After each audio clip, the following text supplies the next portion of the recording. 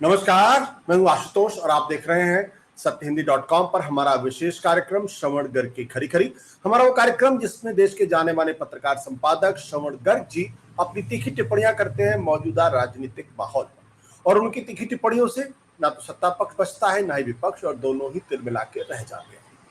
आज फिर उनसे करेंगे बातचीत, जानेंगे कि उनकी टिप्पणी क्या है और किस विषय पर है। सवाल इस बात को लेकर यह है कि नरेंद्र मोदी की सरकार को एग्जिस्टेंस में आए एक हफ्ते से ज्यादा का वक्त हो गया है। उनकी कैबिनेट भी बन गई है, लेकिन अभी तक कई ऐसे सवाल हैं जिसका जवाब नहीं मिल रहा है। सवाल नंबर 1, आखिर इस संसद के अंदर नया स्पीकर कौन होगा? क्या पुराने स्पीकर ओम बिरला ही होंगे या फिर उनकी जगह गठबंधन के साथियों में से किसी दूसरी पार्टी का कोई शख्स होगा?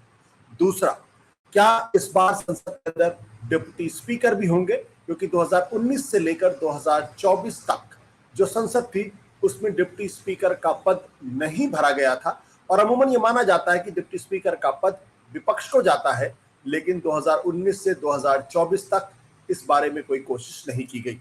इसके साथ साथ ऐसा लग रहा है जैसे नीट जैसे मुद्दों को लेकर विपक्ष एक लंबी लड़ाई लड़ने की तैयारी कर रहा है, यानी सड़क पर भी नरेंद्र मोदी की सरकार को काफी कुछ जूझना पड़ रहा है। नीट के मसले पर सरकार के पास कोई सीधा साधा जवाब नहीं है। वो सिर्फ ये कहकर कन्नी काट लेना चाहती है कि दरअसल इसमें किसी तरीके का घपला घोटाला नहीं है, जो कोई मानने को तैयार नहीं है। ऐसे में हम श्रवण जी से जानेंगे कि उनकी राय क्या है और किस हद तक वाकई में क्या नरेंद्र मोदी संसद के अंदर और बाहर घिरते हुए दिखाई पड़ रहे हैं। श्रवण जी। नरेंद्र मोदी संसद में पूरी तरह घिर चुके हैं जी। और अब सड़कों पर घिरने वाले हैं। ये देखिए, पूरा मामला ये होता है कि अगर आपको थोड़ा सा भी अंदेशा हो कि आप चुनाव में आपकी ये दुर्गति होने वाली है तो आप तैयारी करके रख सकते हैं। पर दिक्कत ये है कि उनको कोई ये इस तरह का इल्म नहीं था, कोई अंदाज नहीं था, कोई आहट तक नहीं थी कि वो इस तरह के चुनाव में उनको जाना होगा और इस तरह के नतीजे आ सकते हैं।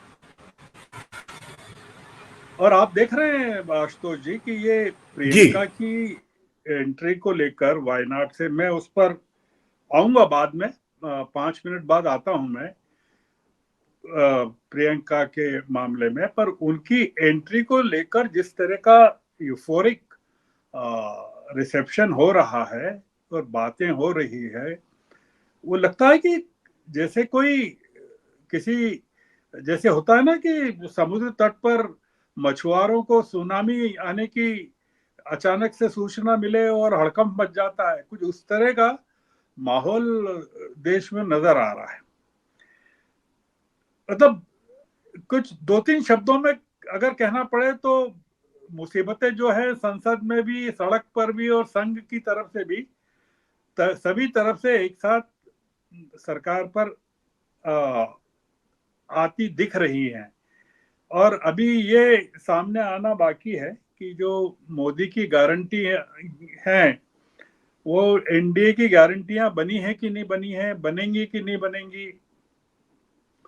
देखिए, आपने जो ठीक कहा, मैं उसको उसी से शुरुआत करना चाहता हूं कि इनकी परीक्षा इस बात से शुरू हो जाएगी कि स्पीकर किसको बनाते हैं। मतलब इसका मतलब ये कि क्या ओम बिरला जो कोटा से सांसद हैं वो स्पीकर बनेंगे? वो इसलिए कि इन्होंने पूरा का पूरा जो पुराना मंत्रिमंडल था उसको रिपीट कर दिया, मतलब उसमें कोई चेंज नहीं किया। पोर्टफोलियोज भी लगभग वही रखे हैं। मतलब जिसको कहना चाहिए कि शराब भी पुरानी है और बोतल भी पुरानी है, मतलब नया कुछ भी नहीं है। मुद्दा दूसरा और भी बड़ा वो ये है कि ओम बिरला चल नहीं पाएंगे और नया स्पीकर ओम बिरला नहीं बन पाएगा, तो मतलब सरकार का काम कैसे चलेगा?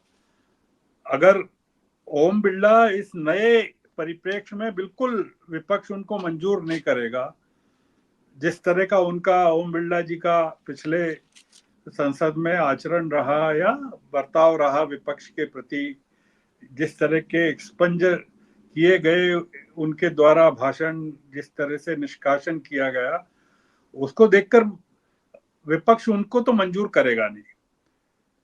क्या जो दूसरा स्पीकर आएगा, जिसको अगर भारतीय जनता पार्टी के मन में, जैसा कि राजनाथ सिंह को अधिकृत किया गया है कि वो बात करें विपक्ष से, तो क्या दूसरा जो स्पीकर आएगा, मान लीजिए पुरंदरी देवी आती हैं, क्या वो बिरला जी की तरह काम कर पाएंगी? तो मोदी जी की इच्छा के हिसाब से काम कर हुआ जी क्या है आशुतोष जी, भाजपा वही है, एनडीए भी लगभग वही है, अगर टीडीपी को छोड़ दें।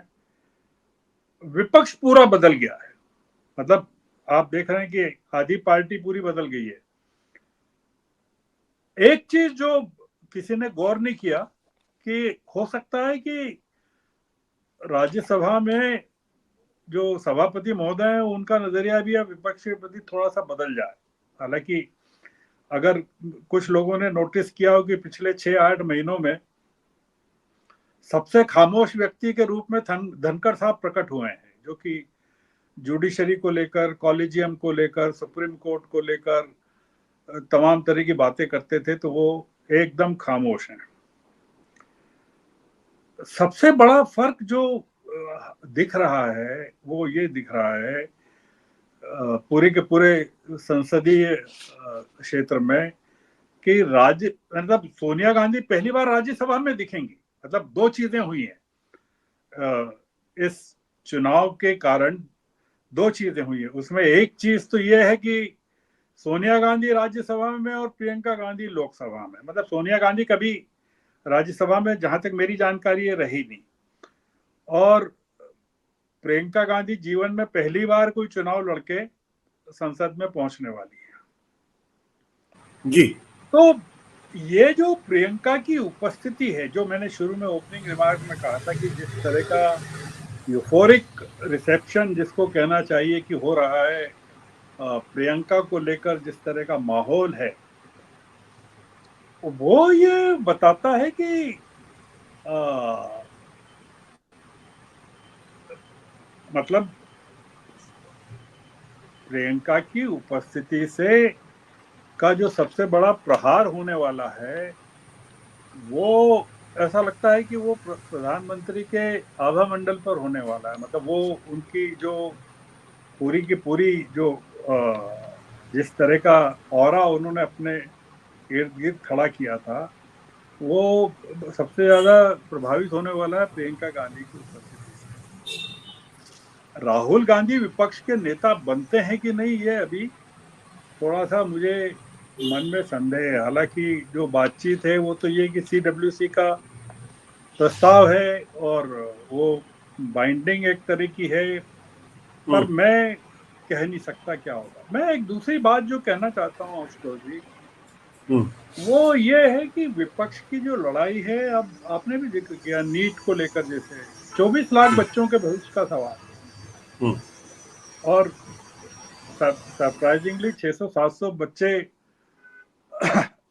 मतलब आपने जो ग्रेस मार्क का मामला है वो तो कुल 1500 के करीब का है, पर जिस तरह का घपला हुआ है, मतलब कुछ बच्चों को 720 में से 720 नंबर मिल गए या और चीजें हुई हैं, हजारों करोड़ रुपए का जो इसमें समझ में आ रहा है, सामने आ रहा है, व्यापम से बड़ा घोटाला है, व्यापम जैसा घोटाला सामने आ रहा है। और हम अपनी सरकार को जानते हैं कि कैसा इसने हिंडनबर्ग की रिपोर्ट के मामले में किया था, या और तमाम मामलों में सरकार का क्या रवैया रहता है। सरकार का रवैया ये रहता है कि संसद में बहस को टालना चाहिए। केवल एक जो चीज जिसको लेकर मेरे मन में थोड़ी सी चिंता है, वो ये है कि जो गठबंधन है, इंडिया गठबंधन, उसमें कुछ इस तरह की दरारें पैदा नहीं की जाए जो सरकार जिसको करने में माहिर है, जिसने किया भी है और उसको करने से परहेज भी नहीं है।